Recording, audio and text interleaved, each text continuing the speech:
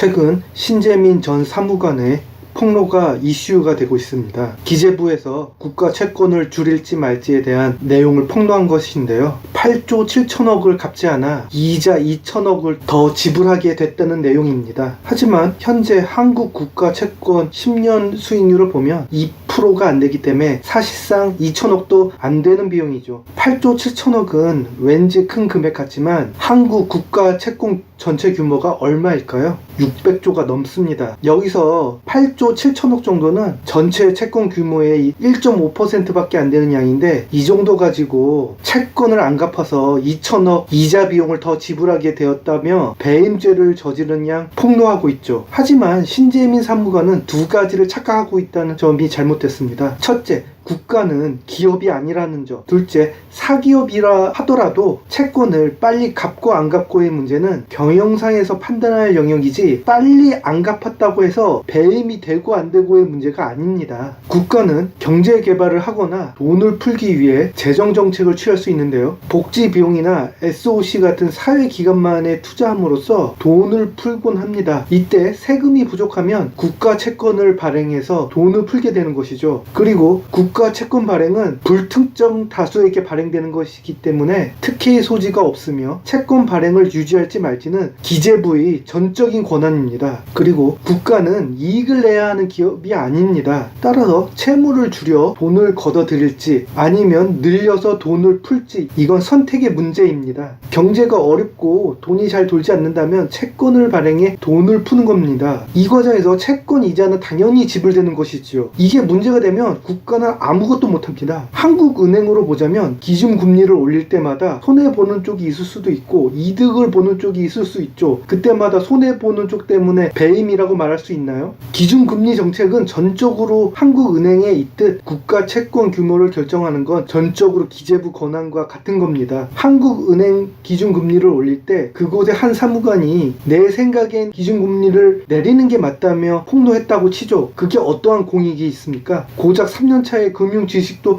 형편없는 그보다 훨씬 뛰어난 사람들이 토론을 통해 결정한 사항입니다. 한마디로 이런 건 국가 운영의 정책일 뿐 5급 사무관이 혼자 옳다 마다 할 문제가 전혀 아니라는 것이죠. 그리고 국가 채무는 여러 나라를 비교해봐도 낮은 편에 속하기 때문에 문제될 이유가 전혀 없습니다. 사기업에서조차도 채권을 유지할지 말지는 전적으로 경영상의 문제지 채권을 빨리 안 갚아서 이자를 더 냈다고 배임이 되는 경우는 없습니다. 말도 안 되는 특수한 상황을 제외하면 말이죠. 그렇기 때문에 신재민 사무관의 폭로는 경제를 아는 사람 입장에서는 제정신인가 의심스러울 정도입니다. 저런 사람이 기재부에 들어가 있다니 오히려 충격을 받았네요. 도대체 국가 재무를 담당하는 사람들 수준이 왜 이 모양인 것인지, 어떤 기준으로 사람을 뽑은 것인지에 대해 조사를 해볼 필요성이 있을 것 같네요. 이것 외에도 다른 폭로도 매우 의심스럽지만 그가 직접 몸담았던 기재부의 핵심 폭로가 이 정도면 다른 것도 전혀 가치가 없다고 생각이 듭니다.